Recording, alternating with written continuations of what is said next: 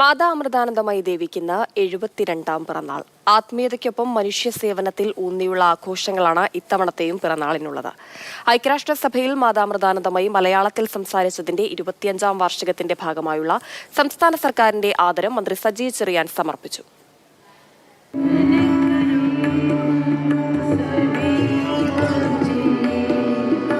ഒരു ലോകം, ഒരു മനസ്സ്.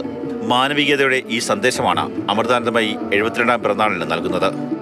ആത്മീയ പ്രവർത്തനം മനുഷ്യസേവനത്തിനുള്ളതാണെന്ന് തെളിയിച്ച മാതാ അമൃതാനന്ദമയുടെ പിറന്നാൾ ഇത്തവണയും സേവന പ്രവർത്തനങ്ങൾക്ക് തന്നെ.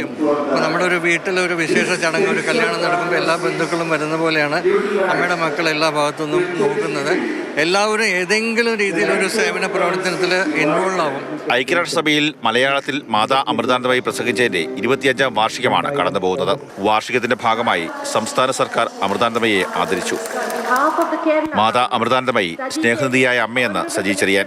മുഖ്യമന്ത്രിയുടെ പിറന്നാൾ ആശംസകളും മന്ത്രി അമൃതാനന്ദമയെ അറിയിച്ചു. മലയാള ഭാഷയുടെ മഹിമ ലോകത്തിന്റെ നിറയിലെത്തിച്ച ഈ മഹാവ്യക്തിത്വത്തിന് ഈ ചരിത്രപരമായ നിമിഷത്തിന്റെ വാർഷികത്തിൽ കേരള സർക്കാരിൻ്റെ സാംസ്കാരിക വകുപ്പിൻ്റെ ആദരം ഞാനിവിടെ സമർപ്പിക്കുന്നു.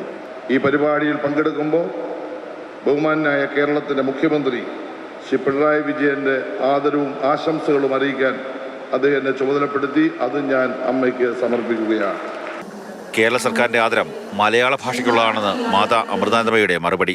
ഈ ഭാഷയ്ക്ക് രൂപവും ഭാവവും ഭംഗിയും അർത്ഥവും നൽകിയവരെ ഞാൻ നമിക്കുന്നു.